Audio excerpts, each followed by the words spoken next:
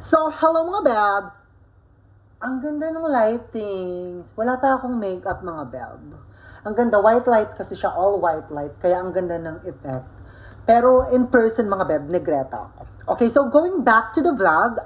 So, for today's keme, so maraming mga trans sister na nagme-message sa akin with regards dun sa issue na trans woman is not a woman or trans woman is a woman. So, it's very hard na makisawsaw sa issue na to kasi it's very sensitive.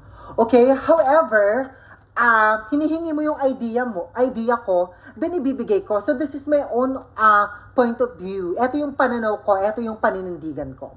So sa lahat ng mga straight man at straight woman na sobrang mapanakit magsalita, mambash, manghusga, na hindi naman naiintindihan kung ano yung ibig sabihin ng soji.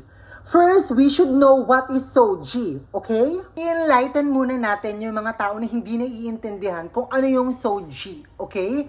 So, yung soji po, S-O-G-I-E. So, unahin natin yung S-O, okay? Yung sexual orientation. Kung isa kang lalaki, pinanganak kang lalaki, may titi ka, tapos nagkakagusto ka sa kapwa mo lalaki, it means bakla ka. Okay? Isa kang homosexual.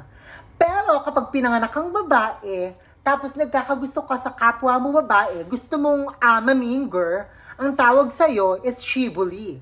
Okay? Lesbian ka. Ganon. Pero kapag lalaki ka, tapos nai-inlove ka sa babae, I mean, you are attracted physically at romantically sa lalaki pa din, at the same time nai-inlove ka rin sa babae, manyak ka. No, isa kang bisexual. So, yun po yung sexual orientation. Okay, so now, let's proceed sa GI, sa gender identity. So, for example, ako, I identify myself as a woman.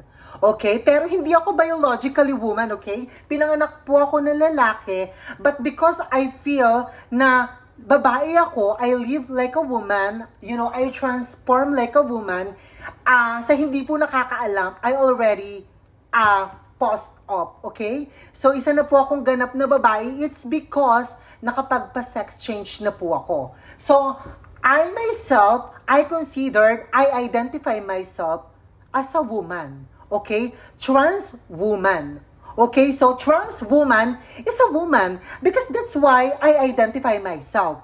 So, yun po yun. Yung gender identity. Okay, so lastly is yung letter E or yung gender expression. How you carry yourself, how you dress up, how you live. So, for example ako, I'm living like a totally woman. My face, yung katawan ko, yung physical appearance ko. That's why, no, even sa Pilipinas, marami nang nagkakagusto sa mga trans women. Why?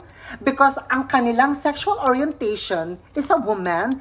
They are identifying themselves as a woman and also expressing as a woman. So simple. Trans woman is a woman. That's it.